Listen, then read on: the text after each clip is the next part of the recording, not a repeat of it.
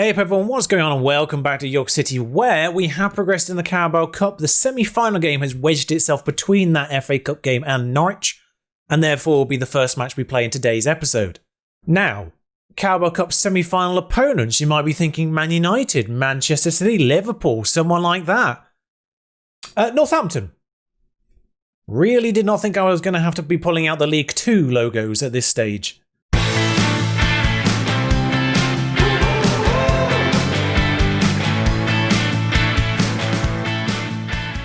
You may be wondering, of course, who they beat to get to this semi-final, and the answer is MK Dons, Birmingham and Cardiff. So 2 championship sides they have managed to scalp. Bizarrely though, every other campaign has gone a bit bad for them. Their League 2 campaign, 17th. FA Cup, destroyed by Crystal Palace in the third round, although they did get to the third round in fairness. And they're already out of the leasing.com trophy as well, so not really gone well elsewhere. They've also just got a brand new manager as well, presumably because of the league form. Although their captain is just Noel. But I thought I'd bring you in. It's a little bit of fun. League 2 versus Premier League. I felt, they've managed to get here. I should give them the credit they deserve and actually stick them in an episode. Also, it's kind of a little bit of memory lane, of course. Looking back to where we once were. And obviously a chance to maybe get some of the really young players that you haven't seen or haven't had a chance to see yet because they're obviously nowhere near Premier League quality yet. Give them a little bit of a run out. You might get a chance to see some of those guys that are just coming through now, although one of them just got massively injured, which is unhelpful. However, the games in between have gone quite well. We have scored a fair few goals and conceded just the one in the Carabao Cup quarter-final against Wolves. In fact, we scored 3 very early goals. They got 1 very early goal as well, and Godoy getting an hat-trick in total. But in the Premier League, Watford were dispatched in the 81st minute. Eventually, there we are. Rick getting that one. Newcastle 2-0, straightforward. Gonzalez with a 3-minute double salvo in the first half, and that was that. Carpentier got 1 in both halves against Everton away from home, and then Brighton dispatched 4-0. Grimes, Gonzalez, Cantoro and Azarta on that score sheet. And finally, Leicester, Fabian Dahl and Bradley Saxton. Is a weird situation in the FA Cup third round, which I would normally rotate against, considering Leicester are in the Championship. But considering Northampton were there, Leicester got the unfortunate situation of having to face mostly my first side as a result. But yeah, Norwich shortly afterwards, of course. I've really thought the FA Cup fourth round had already been drawn. It has. I've missed it for some reason. We got Blackburn. Never mind. I completely missed the draw. Oh well. In terms of the Premier League, 20 games played, 18 won, 2 draws. I, to be honest, just realised that. 11 points clear. Yeah, so it's a standout season, and mostly, I'm going to say, down to the fact that Christian is now joint first on the clean sheet front, which he hasn't been in previous years, quite notably. But Carpentier, 15 goals, Gonzalez, 13 goals, top rating for Carpentier, top assist for Cantor again. And quite amusingly, perhaps, we have played Northampton 5 times in the past on our run through, and we never lost to them. So even without the massive league differences now, we're okay, and we're still selling out the full stadium for this match against Northampton. Shows you the problems we have there, doesn't it, really? Quite fortunately, the young Nestor Maluso is coming through at right back. He's been mentioned a couple of times. He's not brilliant, I'm not going to lie, but for some reason he's regarded as 3.5 stars. Not 100% certain why. I mean, physically quite good, mentally quite good. A few 15s in those mentals, actually, which just make him look a little bit worse than he actually is, perhaps, because they're not in yellow. But yeah, tackling-wise, all right, pretty good. 14 for right backs, quite good. 12 marking, and then the front end is not great. But apparently operating at a Premier Division level now is, I was about to say young Nestor, he's 21 now. But his record in the leasing.com trophy for the under-23s, 4 appearances, 2 assists, 1 player of the match, 8.65. He should be fine against Northampton then. So we're going to give him a run out there. I would have given Washington a run out at fullback in the centre-back position, but he got injured. I'm not going to pretend otherwise, but Washington has kind of snuck through a little bit without me realising.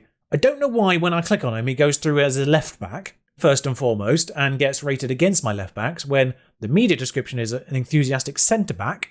He also has a lot of traits that my lower down people have been giving him. No idea why. But as a centre-back, he's a central defender. 16, 13, 14, he would have played. Physically, not great. I would say not particularly pacey for a young person in particular, but mentally quite strong. This has become youth assessment day, hasn't it, really? But Parkinson will get a game as a result. In fact, I might just open up the under-23s, just see if anyone is available in any position. There is one person I definitely want to play, and that is Oscar Hubbard. Terry Nodder was very close to entering this match, but Hubbard recently signed a new contract with us, operating at a championship level. We nicked him from Burnley a few years ago. He's now, end of this year, I think he becomes club for us. And yeah, he is coming through quite nicely. English centre-back, perfectionist as well. He's probably going to do good things in the future. When we do simulation at the end of all this, that's one player I'm really looking out for, is Oscar Hubbard. This is an interesting thing I've discovered quite recently. Moreno is our third best left-sided inside forward. Yep, the central defender. Better than Bellingham. Work that one out. Well, he's better than actual left-backs. Do we have any strikers that can maybe want to pop through? Slavcho Dimitrov? I think we just signed him, actually. Just came of age. He's not great. Worth a bit, though. So, with everything taken into consideration, this is the lineup we're going to be playing. It's the same formation, but Labat will be in goal for us. Might as well give him a go. Kovalev, we don't really have any up-and-coming left-backs. Bargson, Hubbard, Maluso, who actually has a number. Barwick, Broyle, Ramirez, same situation. No one really worse than him to play, which is a smidge awkward for Northampton, I imagine. Yurchenko on the right side, Harvey and Dahl as our weakest but still actually good strikers are going to lead the line. What a situation to be in, though. And Hubbard gets the number 27 for this match, because why not? Am I going crazy? They are not playing their captain Noel. They are very tired as well. Oh god, we've scored. Sorry. I just sat there in silence because this was a corner that came from another corner. We've scored, though. Harvey has got a goal 4 minutes in. Ramirez whips it in. Harvey's there near post. Not sure what he's doing there. But yeah, there we go. Problem solved. 1-0. Sorry, I was completely silent during that because it caught me by surprise. Corners from other highlights never produce anything. If the highlight starts with a corner, then yeah, sure. But it was a highlight from something, and that's sneaked in. Yurchenko with his first and only goal of the season. It's not his first goal ever, is it? And, well, 2 goals to the good 6 minutes in. We might... I'm slightly worried. It's very fortunate. I don't know how he's ended up on Yurchenko's foot there. He struck it on the volley, apparently, despite the fact... Well, he wasn't really there. He was somehow prepared for it to land on his feet. 10 minutes in, there's another highlight. That one's gone over. Okay, good. Stays at 2. Keeping it respectable there. Yeah, but their front line in particular seems to be very tired. I'm slightly concerned they're not using their best goalkeeper either, because there's an injured goalkeeper on the bench. Anyway, that one's punted clear by Heaton, and we've gathered the ball, and then Maluso, for his probably only appearance that you're ever going to see him in this save, comes down this right-hand side. Barwick, there we are. Goes out. Nope, no it doesn't. Kovalev gets on that loose ball though, and he's giving it to Yurchenko. Back to Barwick. Probably the only time you're going to see him this year because of, well, the midfielder situation we've got now. Ramirez. Oh my god! That's gone in. Was that intentional? I mean, the text says he certainly didn't mean it. I don't know how they're that confident, because he may have just spotted something that no one else did, and that is perhaps a out-of-place goalkeeper. How intentional is this? I mean, he's wandered off as if he's intended it, that's for certain. The goalkeeper is disenchanted, and just a casual reminder that Northampton have to go through this all again at the end of the month. Are they giving away a penalty? This is... Someone I was about to call Jason Statham has given it away. Jason Latham, in fact, is the name. Although I wouldn't be surprised if he's got the nickname. Ramirez smashes that one in. He's our best penalty taker. I suppose we don't got any strikers on the pitch that we normally have. Neither Harvey or Dahl have a better penalty taking stat than Ramirez, who's taken the captain band today by virtue of probably being the only player on this pitch that's been here for more than a year. I tell a lie. Kovalev, Barwick, of course. Oh dear, they're down to 10 men. This, the fairy tale has turned into a nightmare. It's a grim fairy tale at this point. It's only 34 minutes gone. Barwick. Probably should have given them...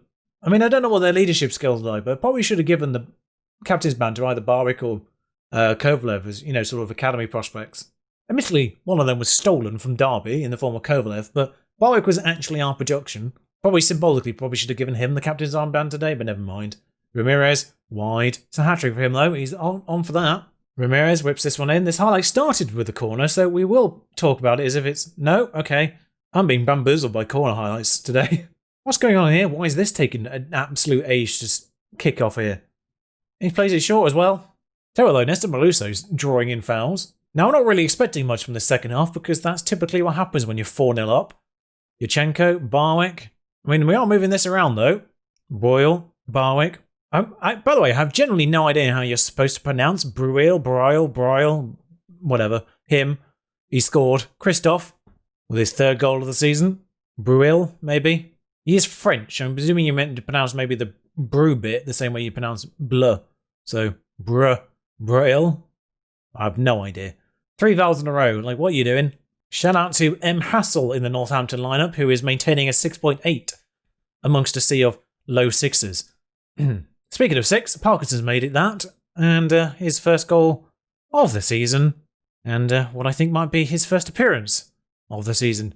Poor Scott Parkinson. I deliberately unsettled him, thinking he was better than he was, and he just hasn't played this year, thanks to Morena's just turning up. And now Washington's usurped him as well in the order list. He's now our 5th best centre back. It was intended to be like a presumed Coleridge. We've hit the woodwork. It was intended to be a Coleridge replacement. In fairness, I do think Coleridge is overstarred and Parkinson is understarred. Slightly. Like, he's 3 stars, but he's actually really very good. I don't really understand why he's regarded as bad as he is. He's an elite centre-back by 3 stars. Like, you tell me what's a full star worse for Parkinson compared to Rick. Maybe some of the mentals. That's about it. But full star difference between those two? Not having it. Ah, yeah. Now we're in the awkward position where our bench is problematically strong compared to the players on the pitch. Why didn't Yurchenko take that penalty? He has 19 penalty taking. The only person I would consider taking off is perhaps Kovalev, but oh god, Harvey's made it 7. Kovalev and Ramirez are the only two that are sort of perhaps, but then Ramirez hasn't played or started a game for a couple of games in a row now. Well, I will just say now, well done to Northampton for getting this far. It's unfortunate it's ended the way it has, and don't forget this is 2 legs. I dread to think what the aggregate score is going to be like at the end of the month, but never mind. Kovalev finds Barwick. Ramirez thought was offside there, if I'm honest. Yurchenko's scored again. A lot of people with 2 goals. A lot of people with 2 goals in the game, and Yurchenko probably should have 3 if he'd taken the penalty. Ramirez I thought was offside at that point, and it's a really good goal, actually. Watching it like that, the flight of the ball, there's a certain amount of technique in that. I think Yurchenko has 3 assists and 2 goals. Can he get 3 for 3? Jason Latham at the right back. Punts it forward to Kovalev. Thank you, Jason. Oh, Yurchenko just beat into the ball there. I was expecting to go, hat-trick there. It's another penalty. Who takes this now? We've got 3 people on hat-tricks. Oh, Gray could be in trouble there. I doubt it's going to be a red card this late on. Probably about another yellow card. That's the slowest walk in history. It's a stern telling off from Phil Jackson. That was worth the wait. Which of our people on 2? Ramirez is having it. Right, Ramirez has taken the hat-trick here. In fairness, he probably needed that because his average ratings in recent games have been quite low. There's a reason why Carpentier has sort of solidly been on that left-hand side for quite a while. Did you mind just giving us 2 more penalties just so the other 2 people on 2 goals could get a hat-trick? No? Okay, never mind. Ramirez must just be in the penalty list for whatever reason. 9-0. Ah, yes. Welcome to the job. Tom Harben, welcome to the job. Yeah, there you go. Pre-match. I don't know what I've done to him. Oh, sorry, was it 3 assists for Ramirez, not Yurchenko? I got the wrong side. Not watching the Premier League in a few days. This 9-1 victory is highlighted as if I can click on it. It's not opening anything. And of course now it's been replaced. I don't know. I think it's pre-anything involved, just because there's no bigger wins. I don't know why it was highlighted, though. Meanwhile, the other side of things is a much quieter affair as Man City take a 1-0 lead into their away leg. So Norwich City in 6th coming into this one. Obviously, we are well clear in 1st. The unbeaten, the invincible season is still on the cards. Unbelievably, Meluso doesn't get registered at all. In fairness, he was far worse at the start of this year. He's just come on leaps and bounds. This is the year that both Meluso and Hubbard have sort of come through. And Washington, for that matter. They've all just ticked up a little bit. I say Hubbard's come through. He's 2.5 star. So for Norwich, the lineup will be as follows. Christian in goal, Saxton, Moreno, Nazata, Fiore, Grimes and Vidarson. Grimes, curiously by the way, has shed his big games problem. I suspect it might still be there depending on who's doing the report, but my best judger of potential says no longer. Also, Seri is now the 4th, apparently. What? I'm not, well, I was about to say, I'm not sure I agree with you there, but yeah, there's not a lot between those 2, is there? Albeit Grimes and Vidarson, Carpentier and Cantoro and Godoy and Gonzalez. The alliterations up front, of course, as they always are. Godoy, yep, still quietly going about his business again. He has the occasional moments where he's just unplayable against, and then games where he just doesn't play at all. Now, I do feel like this is a very unfortunate time to be playing Norwich because as much as I want them to get sort of back onto things again, I want them to push up the table again, we've got to try our best to make sure that doesn't happen here today. After today, though, by all means, just destroy everyone else in the league. Although they've got the ball on the edge of the box here, and that's gone in. I could see that one coming. 25 yards out.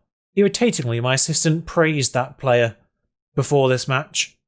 Well, he was correct, in fairness, because that's a thunder insert remainder of that word there. I mean, I'll take a draw, team. Like, invincible season is fine. In fact, I think a draw is the best case scenario for me here. That's... Woohoo! Should have gone in. I feel like a draw personally feels like the best case scenario for me because we keep on beating streak and gives Norwich a point, which takes them up to 5th regardless. So I'd be happy with a draw here, even though it's a home. And my match rating as a manager is a C. 20 games unbeaten in the Premier League. My match rating is a C. That just shows you the demands right now. Carpentier's got that equaliser that we were searching for at the far post. Assist by Matthias Fiore. 19th goal of the season for Virgil. Grimes just trips that player up by the looks of things. Vidarson plays out wide. Fiore's in all of the space. And there we go. Carpentier back post. Taps it in on the volley. And we're back to unbeaten for the time being. And that was literally it for highlights for the remainder of that half. It's not very thrilling. Norwich, quite understandably, rather tired because they're playing in the other Carabao Cup thingy with Manchester City. And we played entirely rotated against Northampton, so we're all fine. Although they've got that ball in, that's hit the post again. Got to feel a little bit sorry. I mean, they've had one shot on target, but they've also hit the woodwork twice. In fact, I'm pretty certain, out of the 4 shots, they've not technically had one go any wider than the goal frame. Now they have. Robson, Stefanelli. They do like an Ellie, do Norwich. It's something that's going on there. Obviously, Venturelli, once upon a time. Cantoro works his way inwards. Still Cantoro. That should have been a goal. I mean, I tell you what about Stefanelli there. Oh, Godoy's got injured. That's great. What I was about to say is Norwich do tend to sign players with double L's in their name because there's about 4 others on their team sheet right now. Godoy gets replaced by Dahl. Actually, do we just go like for like, or do we change the system up a little bit? Oh no, Ramirez. What am I doing? Ramirez, swap those guys over. That's the change that maintains the most quality on the pitch at this moment in time. They are playing 2 defensive midfielders, which I now just noticed. Fiore. So essentially my 2 strikers are having to go through 4 players is probably the problem right now. Grimes goes close. I didn't put Vidal on the bench. What happened there? Why have I messed that one up? I mean, no one's playing badly. One player's playing badly. Off you come. Grimes. Forseri. Simple change. Carpentier's nervous. He's scored, but he's nervous. We're in injury time. I don't really know why I'm bothering with this. Carpentier comes on, off, Dahl goes on for the last few minutes. A little bit of fresh speed at the very, very end. Could do something. 1-1. Well, it's my best case scenario. We've been royally FM'd. And yeah, I'm disappointed. Fires them up for the next few matches, which is something I'm kind of happy to get in the system right now.